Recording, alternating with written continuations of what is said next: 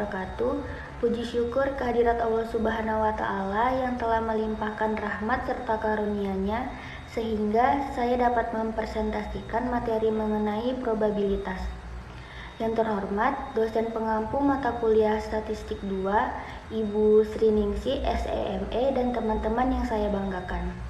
Baiklah, di sini saya akan menjelaskan mengenai pengertian probabilitas.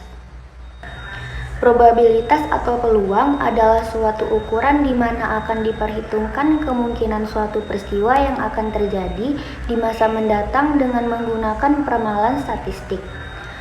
Probabilitas dapat juga diartikan besarnya angka yang akan menunjukkan kemungkinan suatu peristiwa yang terjadi di antara beberapa peristiwa yang akan mungkin terjadi.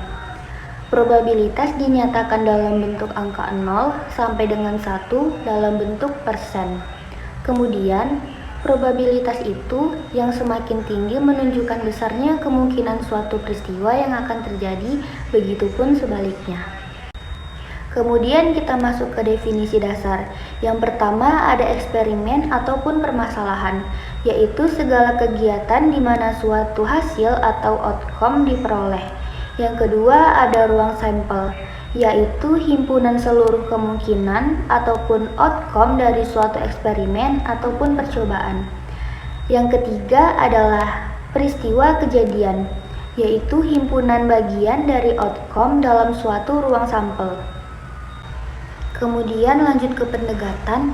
Pendekatan yang pertama adalah pendekatan klasik. Pendekatan ini digunakan untuk memperhitungkan peluang suatu kejadian dari beberapa kemungkinan yang ada. Terdapat rumus yaitu P sama dengan H per N. Contoh sederhananya, saat melempar dadu 6 sisi, peluang muncul angka yaitu 3 adalah 1 per 6, karena satu outcome menghitungkan dari 6 kemungkinan. Pendekatan yang kedua adalah pendekatan empiris atau frekuensi relatif, yaitu besarnya probabilitas suatu peristiwa tergantung pada banyaknya peristiwa yang terjadi dari keseluruhan percobaan atau kegiatan yang dilakukan. Di sini terdapat rumus yaitu PA sama dengan F per N. Contoh sederhananya, dari hasil penelitian diketahui bahwa ada 5 perusahaan pemenang tender untuk pembangunan jalan. Berapa probabilitas terjadi satu perusahaan yang akan menang dari 400 peserta tender yang ingin ikut serta? Di sini udah dijelaskan jawabannya, yaitu PA sama dengan 5 per 400 sama dengan 1 per 80 atau 0,0125. Pendekatan yang ketiga adalah pendekatan subjektif. Pendekatan ini menentukan besar kecilnya probabilitas berdasarkan penilaian pribadi dari seseorang. Penilaian tersebut berasal dari pengalaman yang pernah dialami dan informasi yang tersedia. Contohnya, seorang pedagang memperkirakan perdagangannya akan laku cukup besar karena berdasarkan pengalaman berjualan sebelumnya, informasi tentang kondisi pasar ini diperkirakan tidak terhitung secara pasti, sehingga bersifat subjektif dan berbeda dengan perkiraan orang lain.